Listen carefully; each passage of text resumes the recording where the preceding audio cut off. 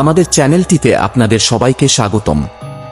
এখানে আপনি পাবেন দারুণ সব গোয়েন্দা কাহিনী, একের পর এক রহস্য, বুদ্ধিদীপ্ত তদন্ত আর শ্বাসরুদ্ধকর মোড়। সত্যি, মিথ্যে, অপরাধ আর প্রমাণ সব মিলিয়ে এক অদ্ভুত দুনিয়া, যেখানে প্রতিটি কাহিনী আপনাকে নিয়ে যাবে রহস্যের গভীরে।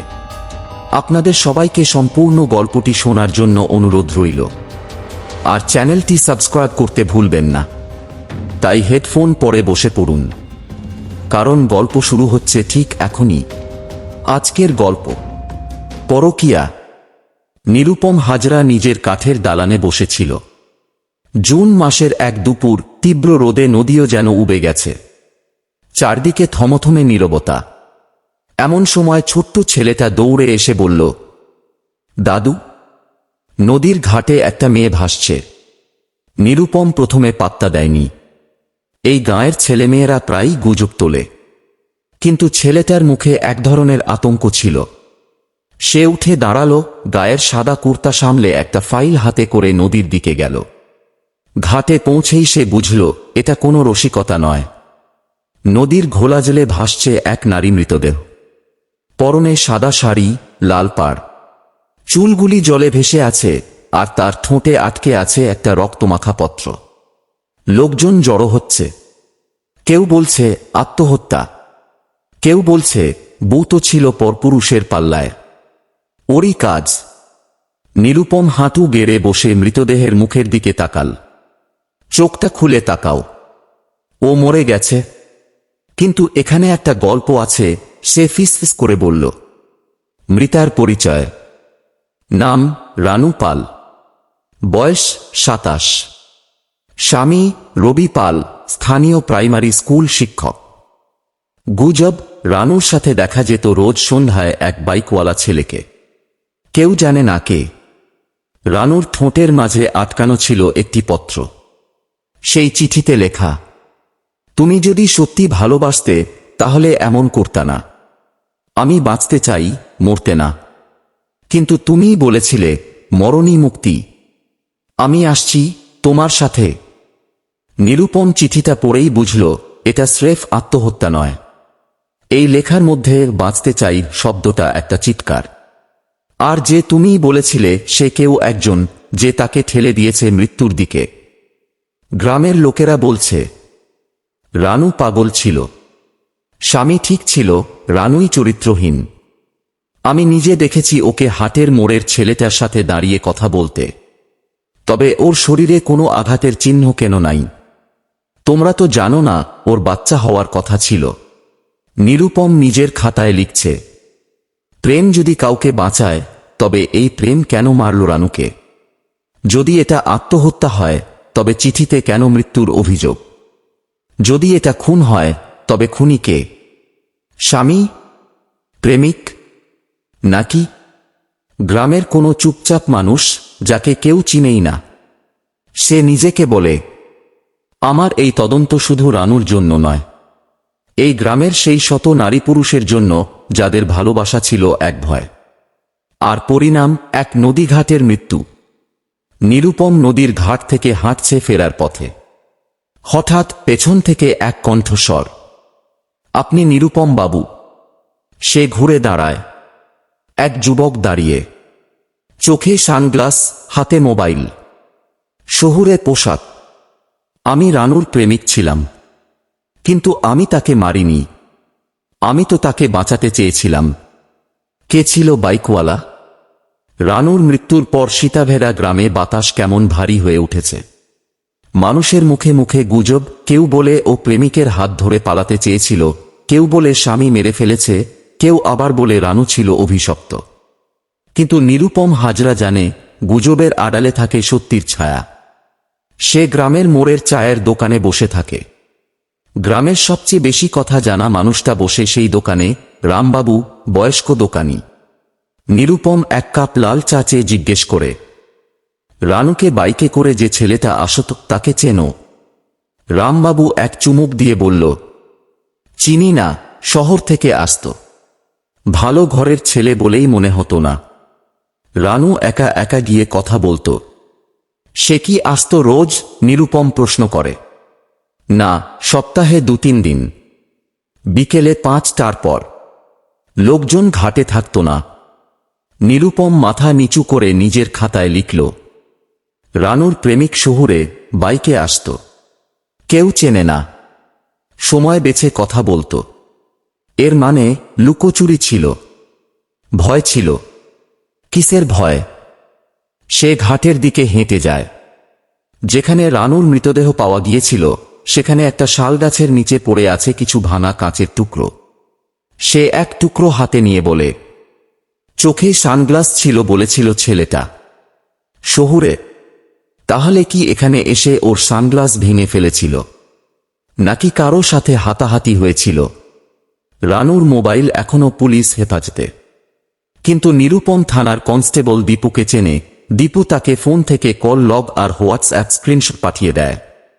রাত 10:42 এক অজানা নম্বর থেকে শেষ ভয়েস মেসেজ আসে, তুমি এসব করলে আমি আর থাকতে পারবো না। তোমার স্বামী সব জেনে গেছে। এবার নিজেই সিদ্ধান্ত নাও। নিরুপম ভাবে, এ ভয়েস মেসেজ যদি প্রেমিকের হয় তবে সে কি চেয়েছিল রানু সরে যাক, আত্মহত্যা করুক, নাকি সেটা কেবল ভয় দেখানো? রাতে নিরুপম ঘরের চৌকাঠে বসে সিগারেট টানছে। হঠাৎ দরজায় শব্দ, খট খট। সে দরজা খুলতেই দেখে রবি পাল, রানুর স্বামী। রবির চোখ লাল, কণ্ঠ ভারী। আপনি তদন্ত করছেন শুনেছি, কিন্তু একটা কথা বলবো। বলুন। রানু যা করেছে আমি ওকে ক্ষমা করেছিলাম। আমি খুন করিনি, কিন্তু আমি চুপ থেকেছি কারণ আমি জানতাম কে ছিল ওর সাথে। নিরুপম চমকে তাকায়। কে?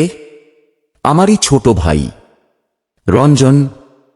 নিরুপমের কাঠের ঘরের সামনে দাঁড়িয়ে রবি পাল, চোখ লাল, কণ্ঠে একটা দহন। রঞ্জন আমার ভাই, শহরে কাজ করে। রানুকে বিয়ের কিছুদিন পর থেকেই ওদের মধ্যে কিছু একটা চলছিল। নিরুপম বলল, আপনি জানতেন, তাও চুপ ছিলেন কেন? রবি নিচু গলায় উত্তর দিল, কারণ রানু একবার বলেছিল সে আমায় ভালোবাসে, কিন্তু রঞ্জনের কাছে নিজেকে খুঁজে পায়। আমি ভেবেছিলাম সময় গেলে সব ঠিক হয়ে যাবে। ভুল ভেবেছিলাম।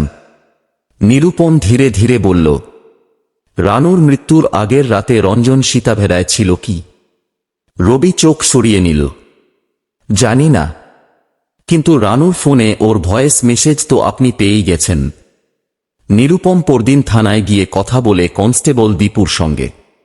দীপু ফিসফিস করে বলল, রঞ্জন পাল নামের এক ছেলেকে 3 দিন আগে রাত 10টার দিকে মফস্বলের লোকজন বাইকে দেখেছে। সে এসেছিল, ঘাটের দিকেও গিয়েছিল বলে শুনেছি। কোনো সিসিটিভি ঘাটে তো নেই, কিন্তু হাটের মোড়ে একটা পুরনো ক্যামেরা আছে। আপনি চাইলে আমি ভিডিওটা দিতে পারি। নিরুপম ভিডিওতে দেখে একটা বাইক রাত 10:11 গ্রামের ঢোকার পথ দিয়ে ঢুকছে। পেছনে হালকা ব্যাকপ্যাক। হেলমেট পরে থাকলেও চেহারা আন্দাজ করা যায়। নিরুপম থেমে যায় এক মুহূর্ত। রঞ্জন ওই রাতে এখানে এসেছিল। ওটাই রানুর সঙ্গে শেষ দেখা। সন্ধ্যার সময় নিরুপম হাঁটছে নদীর ঘাট বরাবর।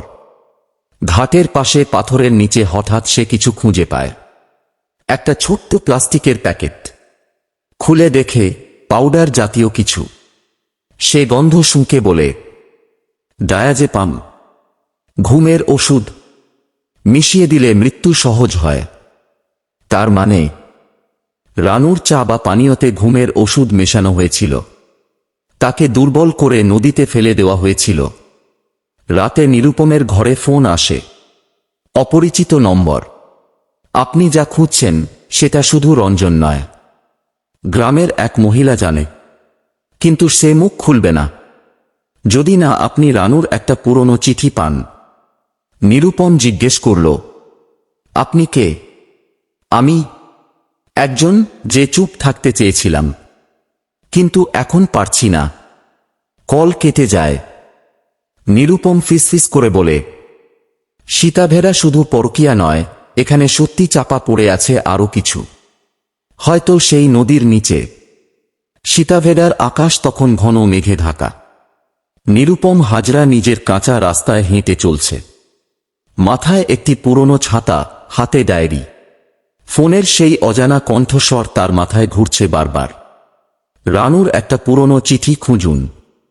আর একজন মহিলা, সে জানে অনেক কিছু। নিরুপম সিদ্ধান্ত নিল রানুর বাবার বাড়ি যাবে। গ্রামের শেষ প্রান্তে বাঁশঝাড় পেরিয়ে যে পুরনো বাড়িটা, সেখানেই রানু বড় হয়েছিল। রানুর বিধবা মা দরজা খুলে একবার তাকিয়ে রইলেন। কপালের সিঁদুর নেই, চোখে দহন। তিনি বললেন, আপনি খোঁজ করছেন, ভালো করছেন। আমার মেয়ে ভুল করেছে, কিন্তু মরার মতো কিছু করেনি। নিরুপম জিজ্ঞেস করল, আপনার কাছে রানুর কোনো পুরনো চিঠি, ডায়েরি কিছু আছে? নারীটি ভেতর থেকে এনে দিলেন একটা ধুলোমাখা কাঠের বাক্স। সেই বাক্সে ছিল কিছু পুরনো কাগজ আর একটা হলুদ খামে লেখা চিঠি। যদি আমি কখনো না ফিরি, রঞ্জন আমাকে বোঝায়, আমি যদি তোমার সাথে থাকি ওর জীবন শেষ হয়ে যাবে। আমি ভেবেছিলাম প্রেম মানে সাহস, কিন্তু এখন মনে হচ্ছে প্রেম মানে ভয়। আমার স্বামী জানে, কিন্তু সে চুপ। এই চুপটাই আমায় কষ্ট দেয়। আমি কাউকে দোষ দিই না, আমি শুধু পালাতে চাই, নদীর মতো, যদি পারি। নিরুপম দীর্ঘশ্বাস ফেলে বলে, সে পালাতে চেয়েছিল, কিন্তু কেউ তাকে মরতে বাধ্য করেছে। চিঠি পাওয়ার পর নিরুপম খোঁজ শুরু করল, ওই মহিলা কে হতে পারে। থানার কনস্টেবল দীপু জানালো, একটা নাম উঠে আসছে, কিন্তু কেউ উচ্চারণ করে না। রানুর বান্ধবী ছিল বিনিতা। এখন বিধবা, নিঃসন্তান, কারো সাথে মিশে না। নিরুপম গেল বিনিতার বাড়ি। ঘর অন্ধকার, দরজা আধখোলা। আমি নিরুপম হাজরা, রানুর ব্যাপারে জানতে এসেছি। বিনিতা প্রথমে কিছু বলেনি, পরে ধীরে ধীরে বলল, রানু মরেনি, তাকে মারা হয়েছে। আমি জানি, কারণ সেই রাতে আমি ঘাটের গাছের নিচে বসেছিলাম। আমি দেখেছি, রঞ্জন একা আসেনি, সঙ্গে ছিল আরও একজন। নিরুপম চোখ শুরু করে তাকায়। কে? একজন মেয়ে, এই গ্রামেরই কেউ, এবং সে রানুর প্রতিদ্বন্দ্বী ছিল। নিরুপমের মুখে ধাক্কা খায় এই তথ্য। অর্থাৎ রানুর মৃত্যু প্রেমঘটিত জটিলতা নয় শুধু, এটা ছিল রাগ, হিংসা, প্রতিদ্বন্দ্বিতা এবং পরিকল্পনা করা খুন। বিনিতা চুপ করে থাকেন। নিরুপম ঘরের বাইরে বেরিয়ে নিজের ডায়েরিতে লেখে, রঞ্জন, আরেকজন মেয়ে, ঘাটে দুজন, আর তারপর রানুর নিথর শরীর। এখানে খুন হয়েছে এবং একমাত্র সাক্ষী চুপ হয়ে আছে। নিরুপম হাজরা নিজের ঘরে বসে ডায়েরি খুলে রেখেছে। চোখ তার দূরের অন্ধকারে। হাতে সেই চিঠি, যার শেষ লাইন এখন ঘুরছে মাথায়। আমি কাউকে দোষ দিই না, আমি শুধু পালাতে চাই, নদীর মতো, যদি পারি। কিন্তু রানু তো পালাতে পারেনি। সে মরে গেছে, এবং এখন সত্যি জানা গেল, রানুর মৃত্যুর রাতে সেখানে ছিল রঞ্জন। সঙ্গে ছিল আরও একজন মেয়ে। কে সেই মেয়ে? সে কি শুধু দর্শক, নাকি খুনে অংশগ্রহণকারী? রঞ্জন নিজেই বা কি করেছিল? পরদিন সকালে নিরুপম ডাক পেল থানা থেকে। রঞ্জন এসেছে, পুলিশের জেরা চলছে। নিরুপম থানায় ঢুকতেই মুখোমুখি হল রঞ্জনের সাথে। রঞ্জন 25-26 বছরের যুবক। পরনে হালকা ব্লু জিন্স, সাদা শার্ট। চোখে গ্লানি, কিন্তু গলায় আত্মবিশ্বাস। নিরুপম শান্ত স্বরে জিজ্ঞেস করল, তুমি শেষ কবে রানুর সঙ্গে দেখা করেছিলে? রঞ্জন কাঁধ ঝাঁকিয়ে বলল, সত্যি বলতে কি, মৃত্যুর আগের দিন রাতেই, ঘাটে। হ্যাঁ, ও চেয়েছিল পালাতে, বলেছিল আর থাকতে পারবে না। আমি বলেছিলাম এখন সময় নয়। ও রেগে গেল। নিরুপম চোখ শুরু করে বলল, তুমি একা ছিলে না। রঞ্জন চুপ। তোমার সঙ্গে ছিল এক মেয়ে। কে সে? রঞ্জনের মুখ থমকে গেল। আমি তার নাম বলতে পারবো না। বললে ওর জীবন শেষ হয়ে যাবে। তাহলে রানুর জীবন কি কিছু ছিল না? গলার টান ভারী হয়ে ওঠে নিরুপমের। রঞ্জন মাথা নিচু করল। ওই মেয়ে আমাকে ভালোবাসত, আমি জানতাম, কিন্তু আমি কখনোই রানুকে মারার কথা ভাবিনি। আমি শুধু চেয়েছিলাম রানু নিজে সরে যাক। নিরুপম চাপা গলায় বলল, সে নিজে তো সরে যায়নি, কেউ ওকে সরিয়ে দিয়েছে। থানা থেকে ফেরার পথে দীপু একটি কাগজ এগিয়ে দিল নিরুপমকে। স্যার, রঞ্জনের ফোনের লোকেশন লগ আর মেসেজ ট্রেসে একটাই নাম ঘুরছে বারবার, মাধবীলতা নস্কর। নিরুপম চমকে যায়। সে নাম সে শুনেছে। মাধবীলতা, রানুর প্রাক্তন বান্ধবী, একই স্কুলে পড়ত, বিয়ের প্রস্তাব দিয়েছিল একই সময়। এখন থাকে শহরে, চাকরি করে। একবার গ্রামে এসে বলেছিল, রানুর জীবন আমার কাছে চুরি মনে হয়। বিকেলের আলোয় নিরুপম হাঁটছে মাধবীলতার পুরনো বাড়ির সামনে। ঘরের জানালায় এক নারী ছায়া দেখা যাচ্ছে। নিরুপম নিচু গলায় বলে, মাধবীলতা, এবার আমি তোমার সাথে দেখা করব। রানুর মৃত্যুর গল্প অসম্পূর্ণ যতক্ষণ না তুমি বলো, তুমি সেখানে কি করেছিলে? সীতাভেরা গ্রামের একপাশে পড়ে থাকা আধাবসা বাড়িটার জানালায় দাঁড়িয়েছিলেন মাধবীলতা নস্কর। সাদা সালোয়ার, চোখে ভারী চশমা। ঘরের ভেতরে অন্ধকার। দরজায় 3 বার ঠক ঠক শব্দ। আমি নিরুপম হাজরা, আপনাকে একটু সময় দিতে হবে। মাধবীলতা দরজা খুলে একবার তাকালো, ভেতরে ঢুকতে বলল। ঘরটা নীরব। টেবিলের উপর রাখা 1 কাপ চা এখনো ধোঁয়া ছাড়ছে। দেয়ালে রানুর সঙ্গে একটা পুরনো ছবি, স্কুল ইউনিফর্মে। নিরুপম প্রথমেই বলল, আপনার নাম উঠে এসেছে রঞ্জনের call log, chat, voice memo, সবখানেই। আপনিও ঘাটে ছিলেন রানুর মৃত্যুর রাতে। আমি জবাব চাই। মাধবীলতা চুপ করে রইল কিছুক্ষণ। তারপর বলল, জীবনে সব সম্পর্কের শেষে একটা দরজা থাকে, অভিমান নামের। আমি সেখানে দাঁড়িয়েছিলাম। কেন গেলেন ঘাটে? রঞ্জন বলেছিল রানু পালাতে চাইছে। আমি যেতে চেয়েছিলাম ওকে বুঝাতে, এই পাপ থেকে ফিরিয়ে আনতে। নিরুপম প্রশ্ন করল, তবে কেন লুকোচ্ছেন এতদিন? মাধবীলতা হঠাৎ উঠে দাঁড়ায়, গলার স্বর চড়া। কারণ আমি জানি ওই রাতে আমি যদি রানুকে না বলতাম তুমি ওর যোগ্য নও, সে নদীতে নামত না। নিরুপম স্তব্ধ হয়ে যায়। আপনি কি বলতে চাইছেন? রানু নিজে নদীতে গিয়েছিল। হ্যাঁ, কিন্তু তার আগে আমি ওর আত্মাকে ভেঙে দিয়েছিলাম। আমি তাকে মানসিকভাবে শেষ করে দিয়েছিলাম। মাধবীলতা চোখের পানি লুকিয়ে বলল, আমি বলেছিলাম রঞ্জন আমার, তুই চুরি করেছিস। আমি বলেছিলাম তোর স্বামীও জানে সব। আমি জানতাম ও টেকেনি।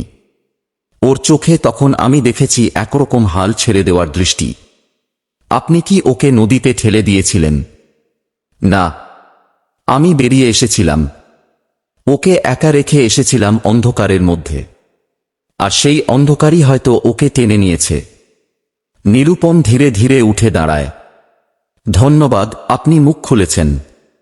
এখন সত্যি শুধু আমার নয়, রানুরও প্রাপ্য। সন্ধ্যা নামছে, আকাশ লালচে। নদীর ঘাটে নিরুপম একা দাঁড়িয়ে। সে চেয়ে থাকে নদীর দিকে। ফিসফিস করে বলে, এই নদী অনেক কিছু নিয়ে যায়, মৃতদেহ, স্মৃতি, সম্পর্ক। কিন্তু কিছু কিছু সত্যি থেকে যায় তীরে। আমি খুঁজে বের করব, রানু কি মরেছিল নাকি কাউকে বাঁচাতে নিজেকে শেষ করেছিল। নিরুপম হাজরা রাত্রে কিছুতেই ঘুমাতে পারেনি।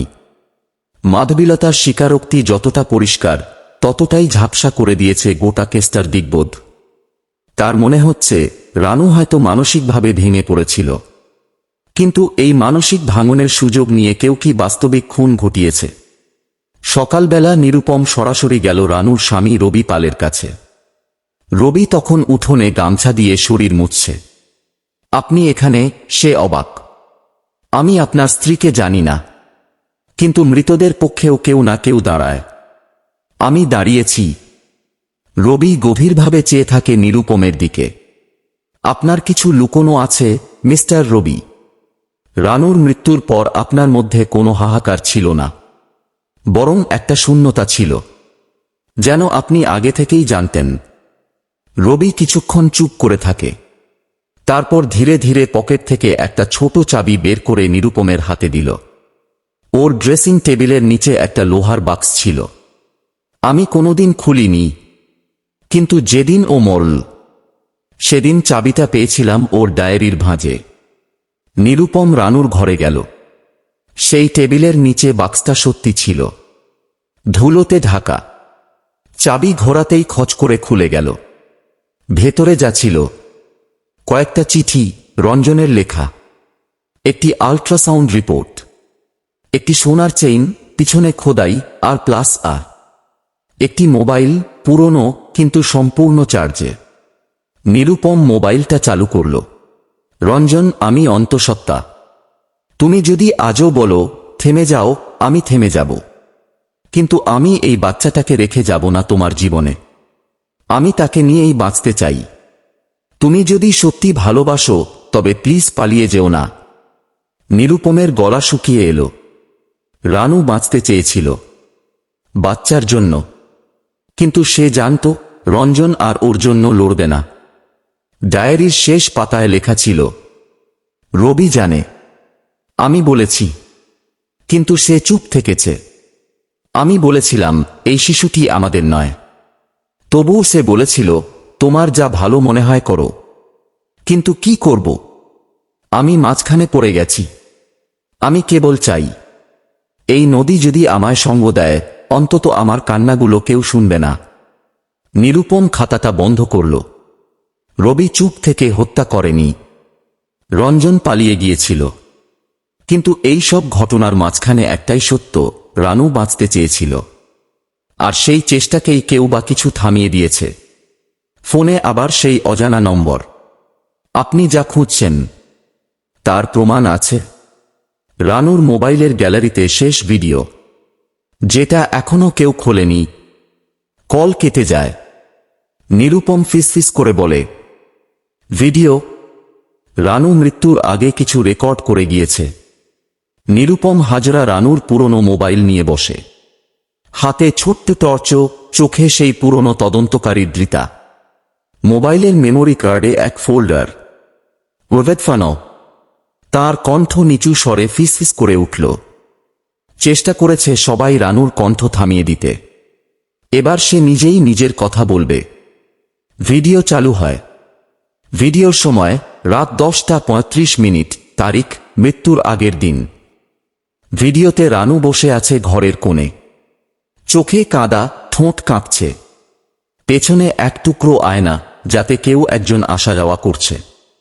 রানু ভিডিওতে বলে, আমি জানি এই ভিডিও হয়তো কেউ কোনোদিন দেখবে না, কিন্তু যদি দেখো, যদি শোনো, তাহলে জানো আমি পালাতে চাইনি। আমি শুধু চেয়েছিলাম একজন আমাকে বলুক, থেমে যাও, আমি আছি। সে চোখ মুছে বলে, রঞ্জন চেয়েছিল আমি নিজে নিজেই সরে যাই, যেন ওর ওপর দোষ না আসে। আর মাধবীলতা, ও আমাকে মানুষই মনে করত না। আমি যখন বললাম আমি মা হতে চলেছি, ও হেসে বলল, তুই মরলে সব মিটে যাবে।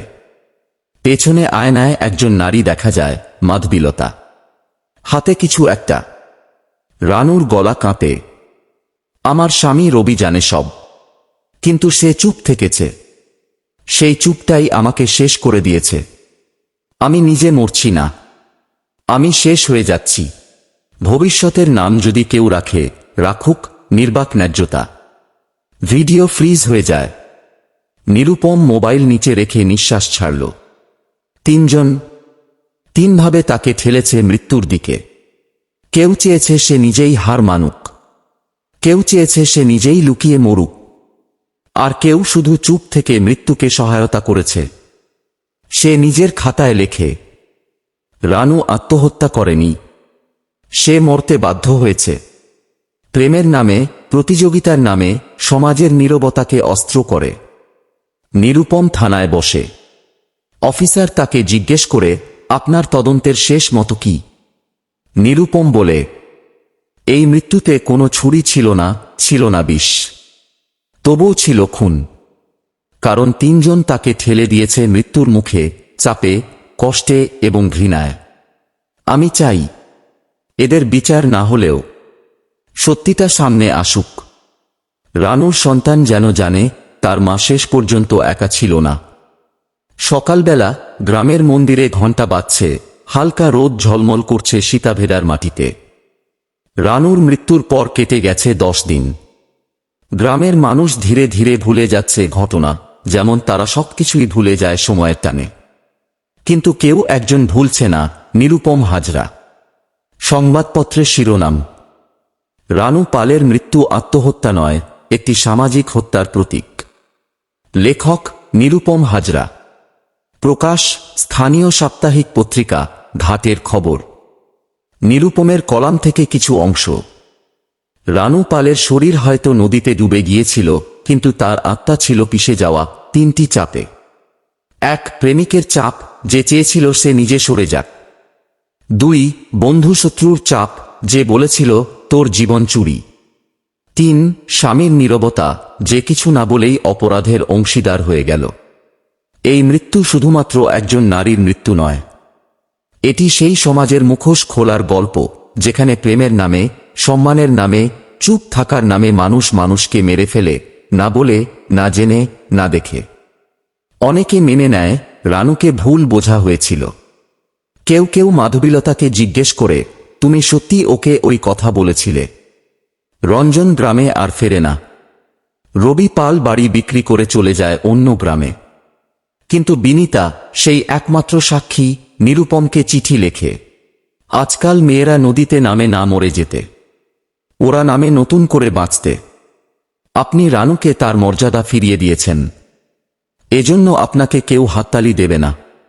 কিন্তু ইতিহাস জানবে, একজন ছিলেন যিনি মৃতের পক্ষেও দাঁড়াতে ভয় পাননি। নিরুপম হাজরা কাঠের দালানের সামনে দাঁড়িয়ে। সামনে নদী, পাশে একটা ছোট ছেলে এসে দাঁড়ায়। দাদু, রানু দিদির মতো আর কেউ মরবে না, তাই তো?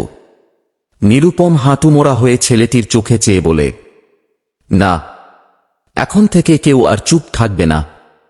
ভোরের আলো, নদীর ওপারে সূর্য উঠছে, গানের মতো পাখির ডাক। 3 মাস পর সীতাভেড়া এখন অনেক শান্ত, অনেক স্বাভাবিক। রানুর নাম এখন কেউ মুখে আনে না, কিন্তু গ্রামের কিশোরীরা জানে, একদিন একজন নারী সব হারিয়েও নিজের সত্য রেখে গেছে। নিরুপম হাজরা আবার লেখালেখি শুরু করেছে। এখন সে একজন গোয়েন্দা নয়, একজন ইতিহাস লেখক, মৃতদের হয়ে কথা বলা যার কাজ। একদিন সকালে ডাকপিয়ন তার হাতে দিল একটা খাম। চিঠিতে লেখা, বাবু, আপনি জানেন না, কিন্তু আমার মেয়ের শরীরটা যখন নদীতে পাওয়া গেল, তখন হাসপাতালে ডাক্তার বলেছিলেন ভ্রূণ জীবিত ছিল। তারা চেষ্টা করেছিল। আর এখন আমার কোলে আছে একটা ছোট্ট প্রাণ। ওর নাম রেখেছি রুহি। রানু না থাকলেও তার কিছু একটা বেঁচে আছে। আর আপনি যে তার গল্প লিখেছেন, তা আমার নাতনির প্রথম বই হবে। নিরুপম চিঠি শেষ করে চুপ করে বসে থাকে অনেকক্ষণ। তার চোখে জল, গলার কাছে ভার। নিরুপমের শেষ লেখাটি, চুপ থাকা এক ধরনের অপরাধ। নিরুপম হাজরা। এই পৃথিবী সবার জন্য নিরাপদ নয়। কিছু মৃত্যু হয় প্রকাশ্যে, কিছু হয় নীরবে। রানু পাল মরেনি নদীতে। সে শেষবার কেঁদেছিল সেই রাতে, যখন সবাই তার চারপাশে দাঁড়িয়েছিল, কিন্তু কেউ কিছু বলেনি। সে একা ছিল না, তার চারপাশে ছিল সমাজের শুদ্ধতা, ভণ্ড প্রেম আর কুরানো সম্মান। আমি চাই প্রতিটি রানুর জন্য অন্তত একজন নিরুপম থাকুক, যে সত্যের পাশে দাঁড়ায়, যত দেরি হোক না কেন। নদীর ঘাটে ছোট্ট রুহি হাঁটছে দৌড়ে, পেছনে নিরুপম হাঁটছে ধীরে ধীরে। নিরুপম ফিসফিস করে বলে, তোমার মা হারিয়ে গিয়েছিল, আমি শুধু তার গল্পটা তুলে ধরেছিলাম। এখন তুমি সেই গল্পের নতুন অধ্যায়।